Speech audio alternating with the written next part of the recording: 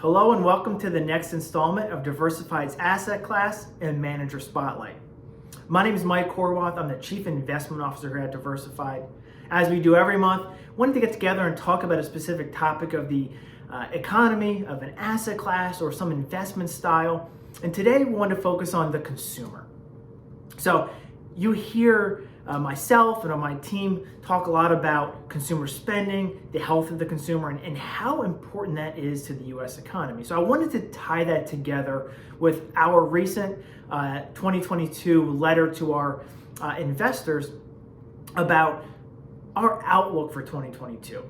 So once again, our outlook for 2022 is very constructive. We still think the U.S. economy is going to grow at a decently quick pace, which is about say 3 to 4%, maybe 3.5%, which is slowing from where it was last year, but still above what our long-term expectation would be for economic growth here in the U.S. Say 2% would be our long-term expectation. If in 2022 we see 3.5%, we're still growing faster than that long-term perspective. So why do we expect the economy to continue to do well, and then in turn we expect the stock market to continue to perform well?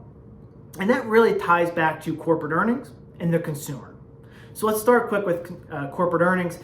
By all measures, we expect corporate earnings to continue to perform very well. Coming off of a very, very good year in 2021, we expect 2022 to produce somewhere in that 5 to 10%, maybe low teen percentage earnings growth over the levels from 2021, which is an extremely quick pace and really warrants the stock prices that we're seeing and the stock growth that we're seeing over the last couple of years. So in 2022, we expect earnings growth to continue to push forward. We expect the consumer to continue to be healthy, right? And why does that matter? Right? When we talk about the consumer and consumption in general, why does that matter? Why do we talk about it? And it comes down to the components of what drives economic growth here in the US and really globally. 70% of US GDP is tied to consumption.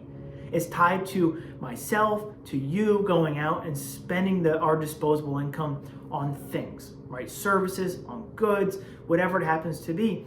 Our economy runs on that. And a lot of times consumer sentiment is tied to that we're going out and we're spending money and we're confident that we don't need to save every penny that we're making, because that's what really makes the economy go. So the U.S. consumer is healthy, and when the U.S. consumer is healthy, we see that consumption portion of the U.S. GDP really do well. So when we look in totality, we see a healthy consumer, we see low unemployment. We have seen unemployment drop from 14% down below 4%. Which is important because pre-pandemic we were around 3.5%. Today we're back down below 4%. From peak levels around the early part of the pandemic, it was closer to 14%. People are back to work. We're seeing wage growth pick up. All this ties together to a consumer who is very healthy and consumer sentiment that's pretty strong that they're willing to spend money. So why does this matter? And when we say the consumer is healthy, what do we mean? So since 2007, if you look at the consumer's balance sheet, the average consumer here in the US, we've doubled the average consumer's asset level since 2007. Right before the great financial crisis, if you look at the level of assets that the consumer had, the average household had, we've doubled that level.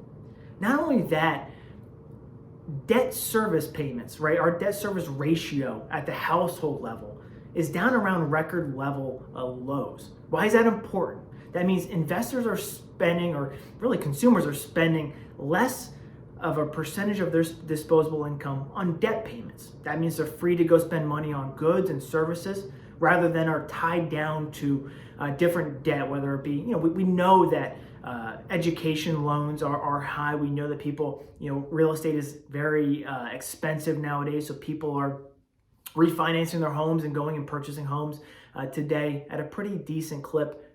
But by and large, debt service ratio is extremely low, which is great because disposable income can then be shifted somewhere else.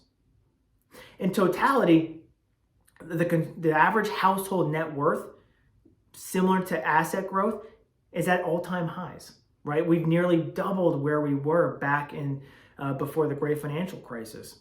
So from an asset perspective, from a liability perspective, the consumer is very healthy. And all of that ties together to being able to spend in the marketplace, being able to spend on goods and services. And we know that 70% of the US GDP is tied to consumption. All of this ties together, right? And our outlook for the labor market continues to be very strong. We still expect the average employee to have pricing power against the employer. And while that may affect some of the bottom lines and some of the earnings power of companies, we think it all tie together, and we do think the economy and stock market will continue to push forward. So why is this all important?